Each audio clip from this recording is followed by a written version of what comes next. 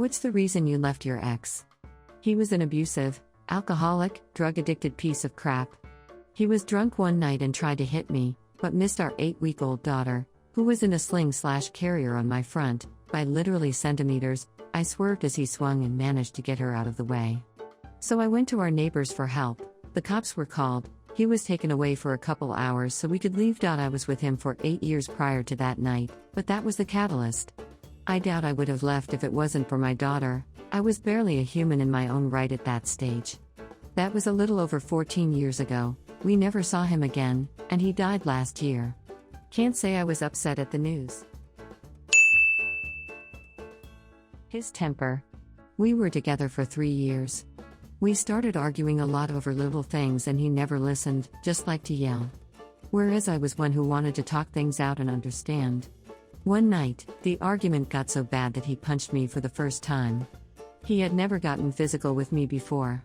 He apologized profusely, but I was already checked out and was not going to let myself be in an abusive relationship. I moved out the next day. Also, we stopped having sex after 9 months in, and not because I rejected him, but he was rejecting me and I just didn't bother anymore.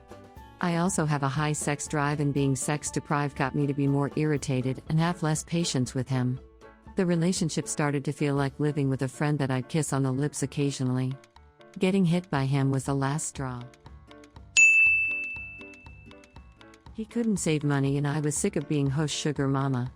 I wanted an equal life partner, not a 30-year-old man who couldn't save money, couldn't keep or work a full-time job, and just spent his time depressed, high, and playing video games while I bought all the food and paid all the rent. I stayed with him for 3 years because I thought it would get better.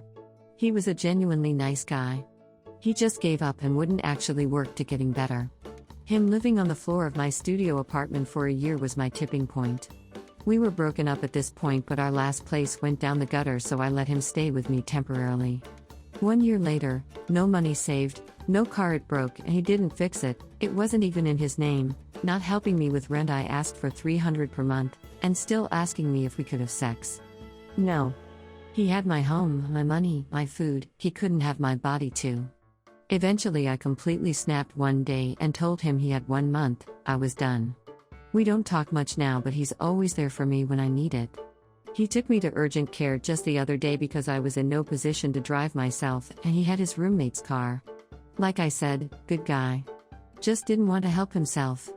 I was too nice, too giving, and too stupid. Now I'm in a fantastic relationship with a 50-50 partner and I, almost, couldn't be happier. Ultimately it came down to her meddling narcissist of a mother and her refusal to stand up for our relationship.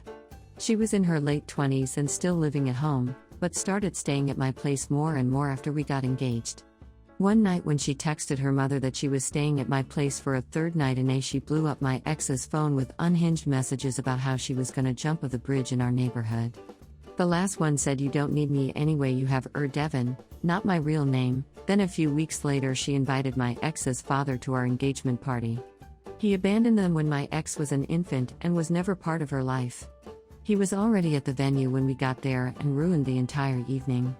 My ex and I never used to fight before her mother threatened to unalive herself. After that her personality changed.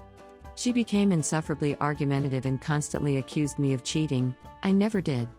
I finally reached my breaking point and called it off. I tell people I loved the girl I proposed to. But I wouldn't have even dated the person I was engaged to. Honestly, it was a mixture of petty jealousy and insecurity on my part, and a lack of consideration on her part. If we'd both been more mature, we probably could have worked it out, but we both had some growing up to do. For my part, I was insecure about her hanging out with a bunch of dudes, some of them from more money than me and with a better educational background than mine. And I know for a fact that at least one of them wanted to date her and was always undermining me, and I was not supportive or comfortable with that.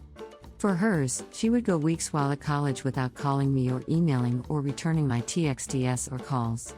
When I would say this was disrespectful and only exacerbated my feelings of insecurity, she would tell me I was blowing it out of proportion and that she was just busy with school. It got too much for me to deal with and I ended up snapping and ending things. I mean, really, we went on a break, but I met someone else while we were on a break and decided not to patch things up, which did not go over well with her. She married some other guy the last year out of 3 years that we were dating. She still dated me even though she was married the whole time and kept pretending like we were a couple. She did back off a bit that last year in certain aspects, but overall it wasn't much different than before. She did start not to hang out as much and always seemed busy and didn't tell me why. Then one day I walked her to her car and the husband was in it. She made out with him in front of me and I never saw her again. Then I found out from someone else what happened and how long it was going on for. I don't think it was necessary to date me that last year. She could have just left the relationship and married the guy. Instead, she liked playing with my mind, I guess. Last I heard, she moved to England with him and became a cam girl now. He always wanted me to be more emotional. I'm just not an emotional person at all. Then my grandpa died and naturally I had some emotions. He asked how I was and I told him upset and he didn't answer, so I said, hey, please don't ask how I am if you're not gonna respond. Saw him the next day and he blew up on me, screamed at me, and literally nothing would calm him down. He just got more mad with anything I said. It got to the point where I felt like I was going to get hit. He was standing over me while I was sitting, face red as hell, beating his fist in his hand, screaming at me about every little thing about me that bothered him, which he'd never mentioned before. One example is that he said I didn't care enough about his photography. Meanwhile, my grandfather just died. Eventually I told him to leave and never talk to me again because he scared the shit out of me.